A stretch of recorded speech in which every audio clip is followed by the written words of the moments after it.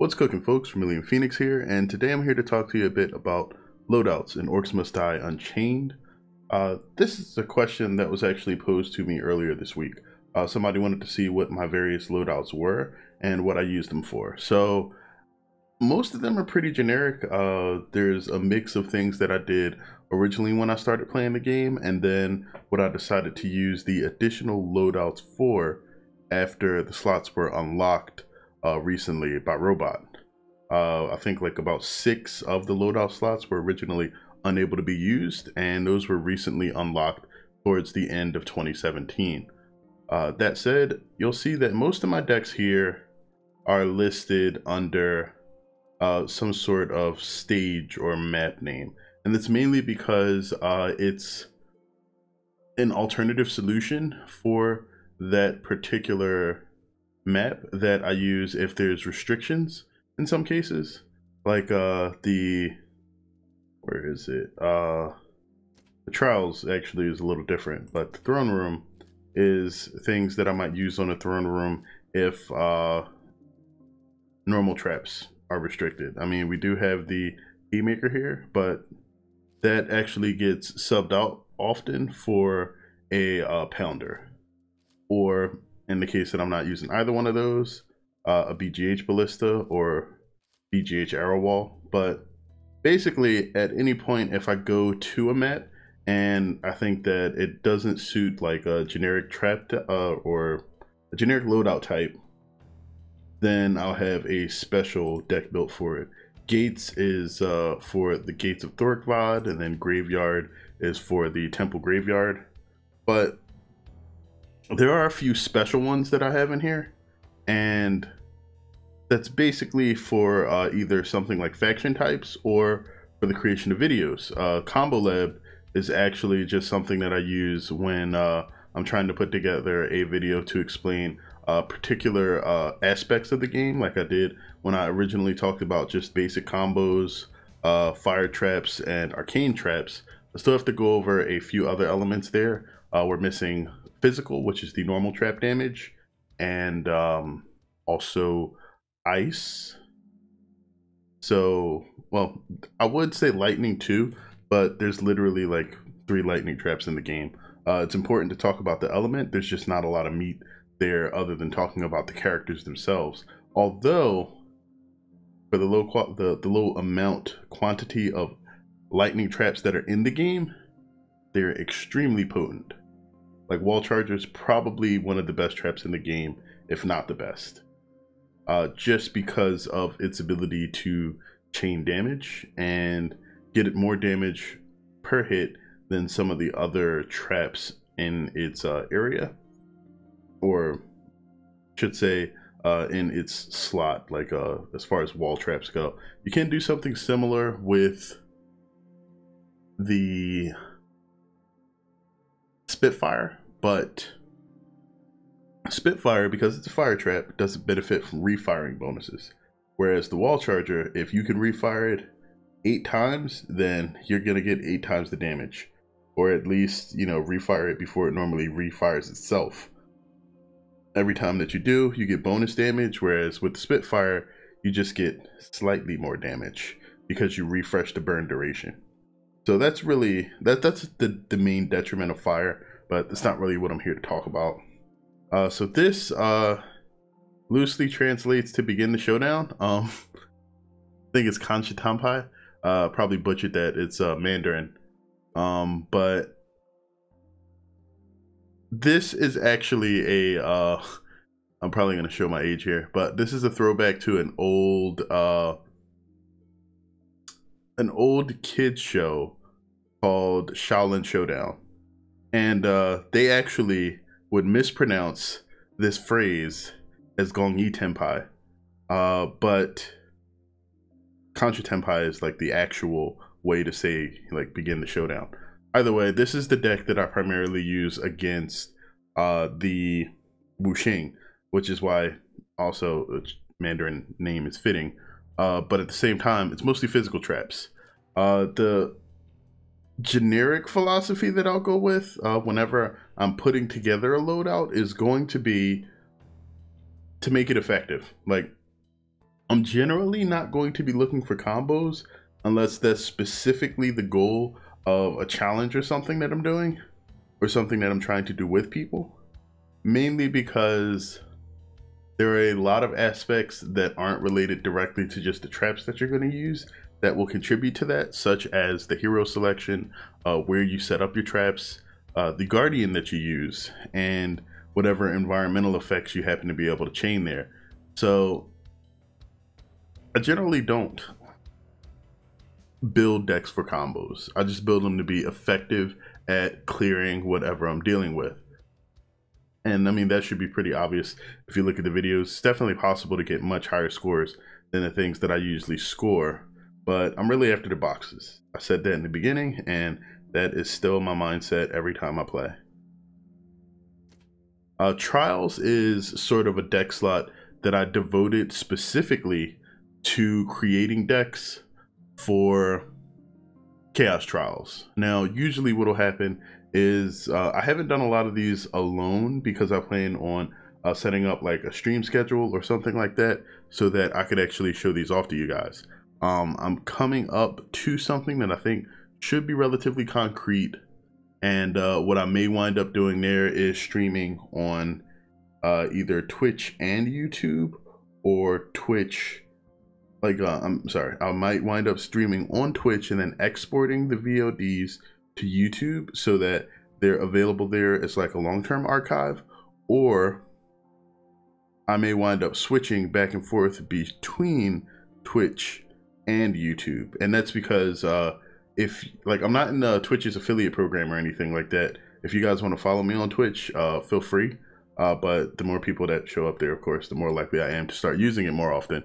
But just because Twitch's affiliate program, if I do get in or activate it, then I think there's some restrictions on how soon you can put things that are on Twitch on YouTube. I don't really have a huge preference for either platform. I feel like they both have their strengths, but I'm not fully utilizing either one to the best of my ability yet, and that's something I personally need to work on.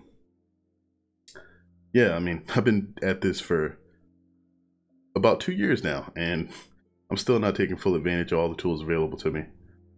But that's something that is a personal thing and not really anything to do with these loadouts. So let's get back to that. Throne Room is basically my generic Throne Room loadout for Endless. The regular things that I do when I'm in Throne Room is I'll basically take this deck and modify it, or I'll just use Death to Halls, because Death to Halls is sort of my basic template for like any map. Like I can literally take this, change maybe one trap, and then win any map in the game. It was originally called like a pun on Deck the Halls because I made this around Christmas of I think it was 2016, and yeah, just kept the name there, and that's been my like primary go-to deck for the majority of the game, which you guys probably will see if you've watched any of my older Orcs videos. Maximum Security is sort of a deck that I worked out and that I've been tweaking, primarily because I believe the first time I did Maximum Security, I actually had issues with the par time. And I went back and changed the deck and have been working with it to maximize just getting better par times on it until they upped the par times and that was no longer necessary. But because of that, like that deck has just kind of stayed there and I haven't really done much to it. Like it works, it's solid, so I just kind of leave it there. Graveyard already mentioned, Gates already mentioned. Death to Halls is my primary deck. This is what I go to almost all the time. Confluence is an alternate solution to the Confluence itself. It's like you'll see me do a lot of things like use swinging maces and stuff like that. This is sort of what I use when we run into issues on Chaos Trials. I don't think I have a video of... You know what? I do have a video of me using this deck. This is actually... I can't remember which character I did it with, actually. I know that I have used the overload trap on the Confluence a few times, and this is basically a deck that is all about just making sure that that works well, getting a lot of damage off the arcane bowling ball, and then burning whatever remains, and an arrow wall. The arrow wall is just there because you can't really spam bowling balls or spitfires, and so it gives you another way to deal damage with your walls, because there's a lot of walls on that map. Whole lot of them. Explain Combo Lab. Bass 45 is a deck that was created around the time I initially started doing the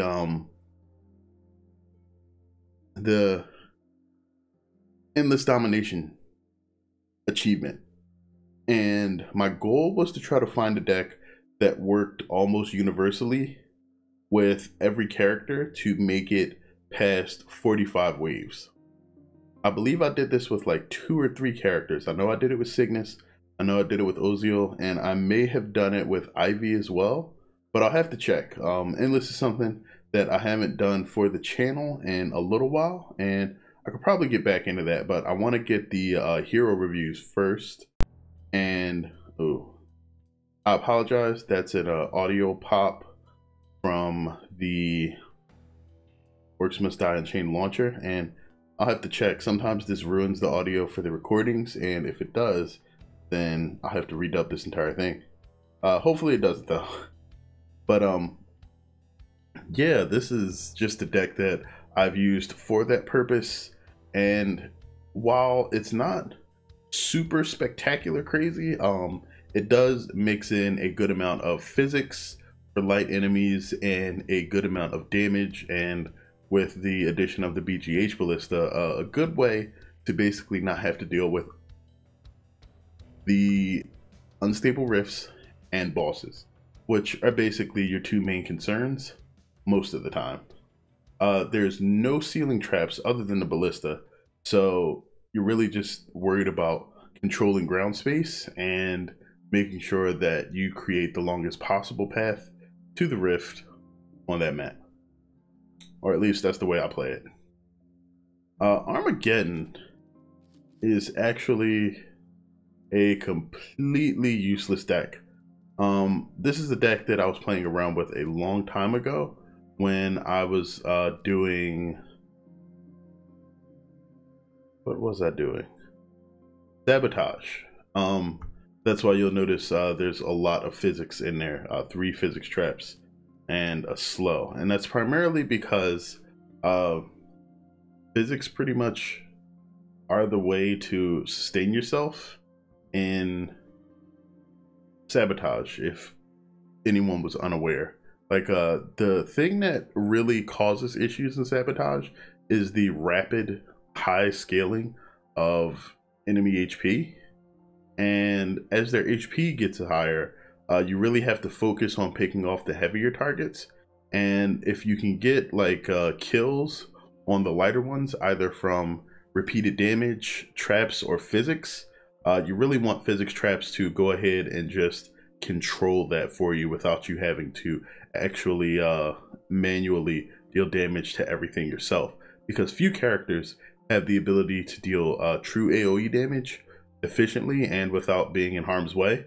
So having traps that can control enemies effectively with crowd control, that's what physics basically becomes. It's crowd control for light enemies, and then the heavy enemies you use hero abilities or items to take care of, such as, you know, stuns, roots, freezes, and the like. That also makes sense why you have the Priest Guardian there, because the spin attack freezes all the enemies that it hits. And then Academy Sewers is just a basic deck that I used to play around with for the Academy Sewers. Still go back to it sometimes when I'm on the map, but that's pretty much everything for loadouts. What I would recommend people use loadout slots for are trap combinations that you use often. So if you have a deck that, you know, you like the majority of the traps in and you find yourself using it on every map, then go ahead and just make a deck slot for it. Like, devote one of them to just, you know, this is the deck that I use everywhere. And then if you find yourself needing to create a deck specifically for certain maps or for certain occasions, then go ahead and give that a slot too. I don't think that map wise you really need to figure out a specific trap combination for each map unless you are trying to go for some sort of high score. Like in the event that you need to just clear most survival maps, or you need to get the wave 25 and endless, for the majority of the maps, it's really not like super important which traps you use, except for the level 100 maps. The level 100 maps, that being the wall and avalanche, probably have more strict solutions, only because the scaling there is so huge. Enemies will have like thousands upon thousands of HP very easily, and the only thing that'll really take them down routinely are going to be like a mass of BGH arrow walls because of the size of the bosses, or just a ton of crowd control and damage being dealt to them while they're stuck in like a single location.